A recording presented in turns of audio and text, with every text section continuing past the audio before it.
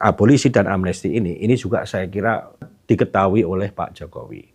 Dan Pak Jokowi dengan Pak Prabowo itu cukup intens berkomunikasi soal ini.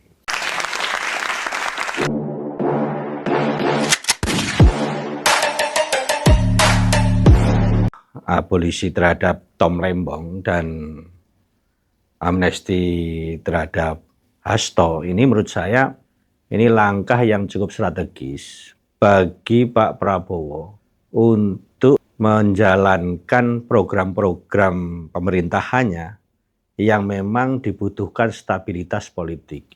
Jadi saya melihat abolisi dan amnesti ini diberikan di dua kekuatan politik yang menurut saya ini adalah upaya bagi Pak Prabowo untuk menjaga stabilitas politik. Yang kita ketahui bahwa program pembangunan kerakyatan atau program-program politik kerakyatannya Pak Prabowo ini memang dibutuhkan stabilitas nasional. Karena sifat dari program politik yang populis seperti ini dibutuhkan legitimasi yang kuat dari rakyat untuk bisa berjalan dengan maksimal. Saya kira itu yang dipikirkan Pak Prabowo. Yang kedua, memang dibutuhkan rekonsiliasi dari berbagai kelompok yang kemarin sempat terpecah di Pilpres tahun 2024 lalu. Sehingga jurang pemisah antar kelompok politik menjadi lebih lebar. Ini jadi larinya kemana-mana kan. Jadi karena peristiwanya itu Hasto itu soal Harun Masiku dan Tom Lembong soal impor gula, ini kan kemudian mengarahnya ke Pak Jokowi kan. Bahwa di situ dianggapnya ini adalah politik balas dendam. Tapi menurut saya ya ini kan tafsir ya, bolehlah menafsirkan seperti itu. Ya saya kira masing-masing mempunyai argumen yang cukup kuat untuk menafsirkan politik balas dendam ini. Tapi sebetulnya Pak Prabowo kan tidak punya kepentingan terhadap politik balas dendam ini. Pak Prabowo juga ingin menunjukkan bahwa ini soal kedewasaan politik. Kedewasaan politik itu kan tidak ada dendam politik. Kalau lihat di Pilpres kemarin yang begitu barbar itu kan, kita bisa melihat bagaimana Pak Prabowo dipermalukan di saat debat capres. Kalau kita ini melihat secara nggak dewasa, ini kan menjadi sesuatu yang bisa menimbulkan dendam. Nah, disinilah kedewasaan atau kebesaran hati Pak Prabowo bahwa politik itu tidak ada dendam. Dan di sini Pak Prabowo memang teruji. Jadi Pak Prabowo ini kan kalah di dalam kontestasi ini kan pertama di Golkar kan. Di Golkar 2004 itu Pak Prabowo juga kalah kan. Artinya tidak diusung oleh Golkar.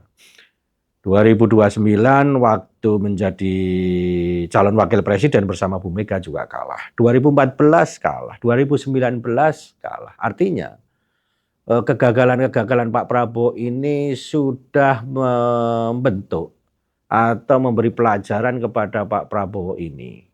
Sehingga kedewasaan politik Pak Prabowo itu lebih teruji.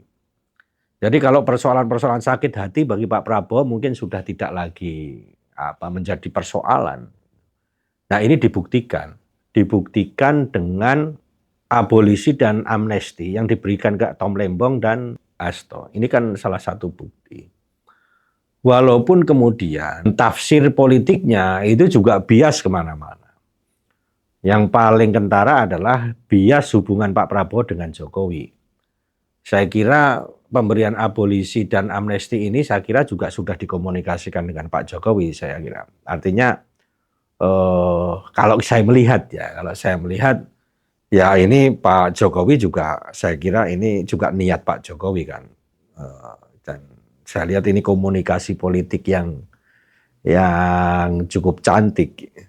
Sehingga bagaimana dengan abolisi dan amnesti ini isu tentang ijazah, isu tentang korupsi yang di era Pak Jokowi, terus isu tentang pemakzulan Gibran, ini kan menjadi berkurang. Gitu.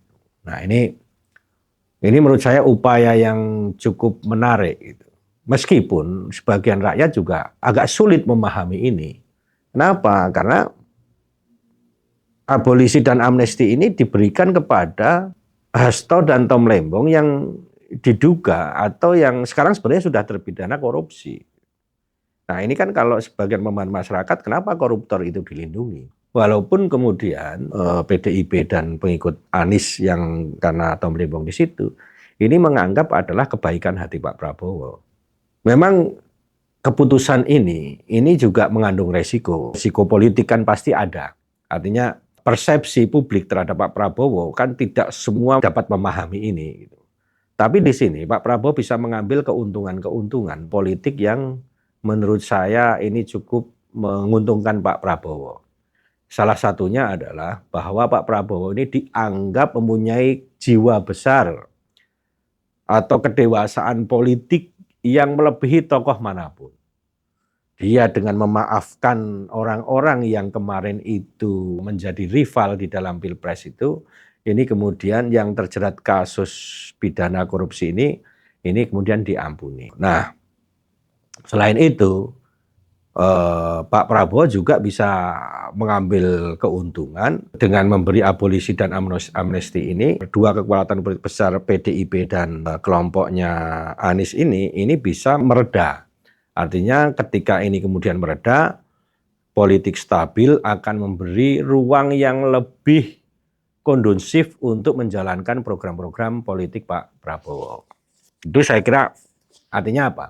Artinya di samping ini menjadi agenda rekonsiliasi atau untuk membangun persatuan nasional, tetapi juga Pak Prabowo mendapatkan bonus untuk menjalankan program-program politiknya itu tanpa gesekan maupun benturan dari kelompok yang selama ini berpotensi untuk mengganggu program pemerintahan Pak Prabowo. Ini menurut saya ini adalah keuntungan. Nah, kalau asumsi terhadap Pak Jokowi, saya kira hubungan Pak Jokowi dengan Pak Prabowo, saya kira ini menurut saya masih cukup baik-baik aja. Dan abolisi dan amnesti ini juga saya kira diketahui oleh Pak Jokowi. Dan Pak Jokowi dengan Pak Prabowo itu cukup intens berkomunikasi soal ini. Nah, Pak Jokowi juga bisa mendapatkan keuntungan kan. Pak Jokowi juga sekarang ini walaupun dia tidak secara resmi masuk di PSI, tetapi PSI ini kan juga menjadi partainya Pak Jokowi. Sehingga dengan kondisi rekonsiliatif ini juga menguntungkan PSI. Keuntungan bagi PSI adalah dia bisa berkonsolidasi atau memanfaatkan isu ini untuk menaikkan popularitas maupun isu-isu yang berkaitan dengan Pak Jokowi. Jadi semua ini win-win solution aja. Artinya semua juga mendapatkan keuntungan. Sudahlah, ini agenda politik yang cukup bagus. Sehingga pemisahan antara kelompok politik saya kira ini cukup harus disudahi. Dan Pak Prabowo sudah melakukan berbagai upaya untuk bisa meredam semua ini agar situasi itu menjadi kondusif. Nah, kita sudah tidak lagi memikirkan persoalan-persoalan yang sangat yang sifatnya lokal, karena kita akan menghadapi problem yang cukup besar. Salah satunya adalah problem global.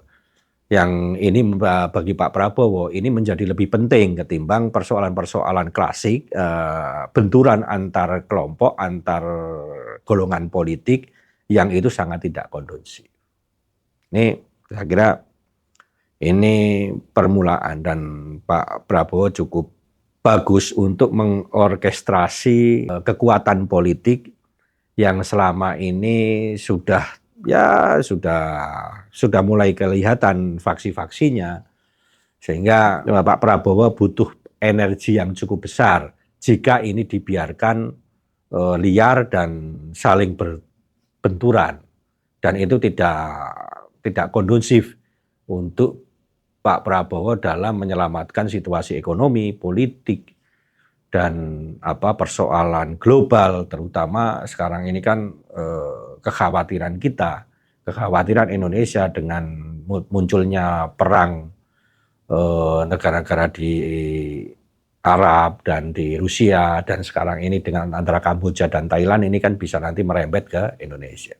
Akhirnya itu saya mengapresiasi apa yang ini adalah langkah cerdas Pak Prabowo untuk menjaga stabilitas nasional dan program politik Pak Prabowo.